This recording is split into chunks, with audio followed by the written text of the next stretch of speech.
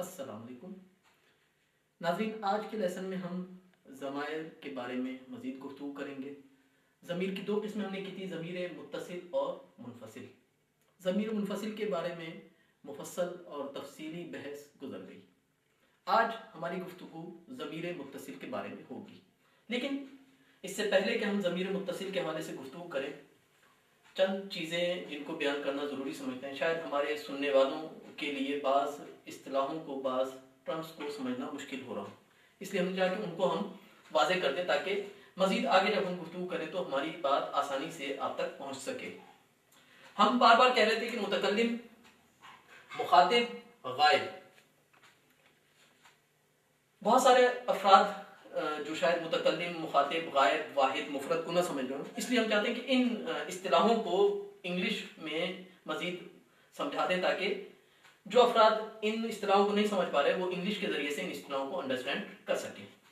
مثلا ہم جب کہتے ہیں متکلم تو انگلش زبان کے اندر فرسٹ پرسن مراد ہوتا ہے، فرسٹ پرسن، اور متکلم واحد یعنی فرسٹ پرسن سنگیولر۔ اور جب ہم کہتے ہیں متکلم جمع یا جمع متکلم، اس سے مراد ہوتا ہے فرسٹ پرسن پلیورل، یعنی میں اور ہم، سنگولر میں اور پلیورل ہم۔ اور جب کہتے ہیں مخاطب، مخاطب سے مراد ہماری سیکنڈ پرسن ہوتا ہے۔ سیکنڈ پرسن کی پھر دو قسمیں، سیکنڈ پرسن واحد یعنی مخاطب واحد، سیکنڈ پرسن سنگولر، اور مخاطب جمع یا جمع مخاطب، second person plural. Third person یعنی غائب، غائب یعنی وہ شخص کے جو گفتگو سے باہر میں اور آپ بات کر رہے ہیں، جو جس کے بارے میں گفتگو کی جا رہی ہے وہ تھرڈ پرسن ہو جاتا ہے، جسے ہم غائب کہتے ہیں۔ غائب کی دو قسمیں، تھرڈ پرسن سنگولر یعنی غائب واحد یا مفرد غائب، تھرڈ پرسن پلیورل یعنی غائب جمع یا جمع غائب۔ آتے ہیں ہم آج اپنی گفتگو کی طرف۔ ضمائر کی ہم نے قسمیں کی تھیں ضمیر متصل اور ضمیر منفصل۔ ضمیر متصل کے بارے میں آج ہم گفتگو کریں گے۔ ضمیر متصل وہ ضمیر کے جس کو ہم فارسی میں ضمیر پیوستے بھی کہتے ہیں۔ ضمیر پیوستے یعنی ملی ہوئی ضمیر، کہ جو اسم کے ساتھ مل جاتی ہے۔ لازماً ہمارے پاس 6 صیغے تھے، جیسا کہ ہم نے ڈسکس کیا، first person singular, first person plural, second person singular اور second person plural, third person singular اور تھرڈ پرسن سنگولر اور پلیورل۔ 6 صیغے تھے، تو یقیناً ضمیریں بھی 6 ہوں گی ہماری۔ تو ان 6 ضمیروں کے لیے جو متصل ہوں گی، کسی بھی اسم کے ساتھ، کسی بھی ناؤن کے ساتھ متصل ہو کر اپنے معنی دے رہی ہوں گی۔ پہلی ضمیر فرسٹ پرسن سنگولر کی میم، اور فرسٹ پرسن پلیورل کی مون۔ مان پڑھتے ہیں، اس کو مون پڑھا جاتا ہے، وہی الف کو واو سے تبدیل کر کے اس کا پروناؤنس جو ہے وہ کیا جاتا ہے، مان مون پڑھا جاتا ہے۔ سیکنڈ پرسن پلیورل تے اور سیکنڈ پرسن پلیورل تان۔ سیکنڈ پرسن سنگولر تے اور سیکنڈ پرسن پلیورل تان، تان یا تون، اس کو بھی جب پروناؤنس کیا جاتا ہے تو تون کے ساتھ کیا جاتا ہے۔ تھرڈ پرسن سنگولر شین اور تھرڈ پرسن پلیورل شان یا شون۔ اچھا، اگر آپ کے ذہن میں ہو تو ہم نے جو متصل ضمیروں کے علاوہ منفصل ضمیریں تھیں، اگر ان کو ہم یہاں پر لکھنا چاہیں تو ہم کہیں گے من، first person singular, first person plural ماں، سیکنڈ پرسن سنگولر تو، اور سیکنڈ پرسن پلیورل شما یعنی تم سب، first person third person singular او، اور تھرڈ پرسن پلیورل ایشون یا اونہا ہم نے کہا تھا۔ اب فرق کیا ہے ان دو ضمیروں کے اندر؟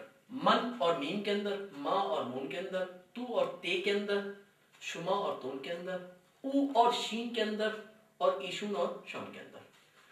یہ اوپر والی جتنی ضمیریں ہیں، ضمیر منفصل ان کو ہم نے کہا تھا، تو، شما،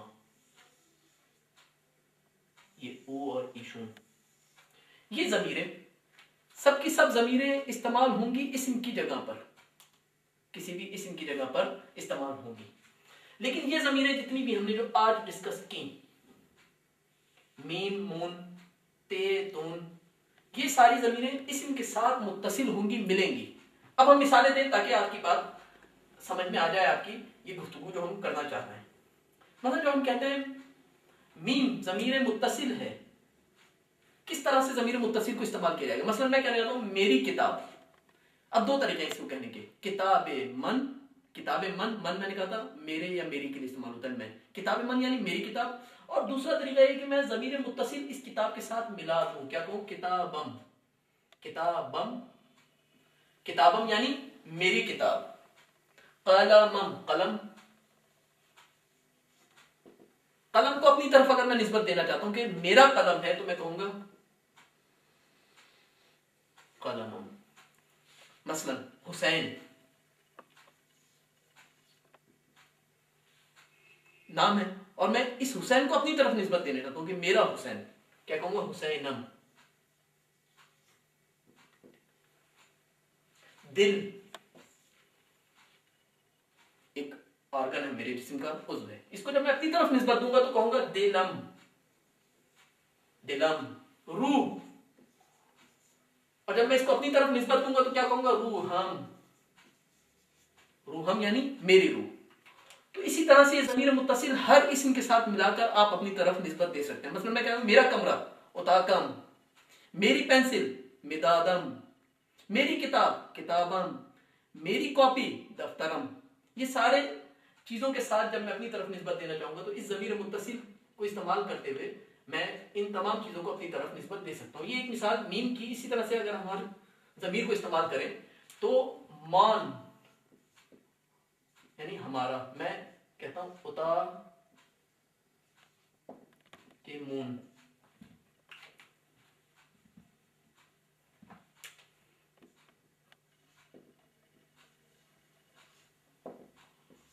اتا کے مون. اتا کہتے ہیں کمرے کو، مون یعنی ہمارا کمرہ. جب ترجمہ ہم کریں گے کیا کہیں گے؟ ہمارا کمرہ. کتاب مون، کتاب مون یعنی ہماری کتاب. روح مون ہماری روح. اس مان کو جب آخر میں اضافہ کر دیا جائے گا، جس اسم کے ساتھ اس مون کو لایا جائے گا اس کے ساتھ اس کا معنی بنتا چلا جائے گا. تے، میں کسی چیز کو نسبت دینا چاہتا ہوں آپ کی طرف. مطلب جیسے ہم انگلش میں کہتے ہیں یور بک. کیا کہیں گے ہم؟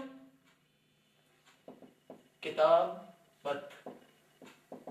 کتابت یعنی تیری کتاب.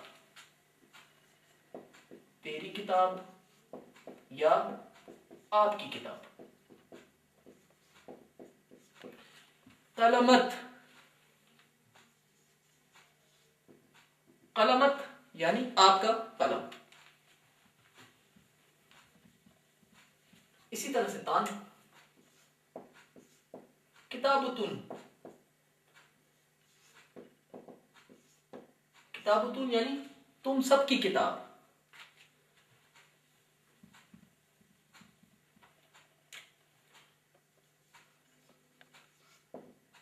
قلمتون تم سب کا قلم یا پین. ٹھیک، یعنی اردو زبان میں جو اضافت کا لفظ ہوتا ہے اس اسم کو اس ضمیر کی طرف اضافت دی جا رہی ہے. اضافت یعنی نسبت دی جا رہی ہے. دو مثالیں اور، ایک شین کی، غائب کی. اس کی کتاب یہاں پہ کہا جائے گا کتابش. اس کی کتاب. یا شون کی یا شان کی کہا جائے گا کتاب شون یعنی ان کی کتاب. اب ان تمام ضمائر کو آپ وہ اسما، وہ ناؤن جو ہم نے پہلے وکیبلریز میں آپ کے سامنے عرض کیے تھے، الفاظ معنی میں عرض کیے تھے، ان کے سب کے ساتھ ان ضمائر کو آپ استعمال کر سکتے ہیں. والحمد للہ رب العالمین.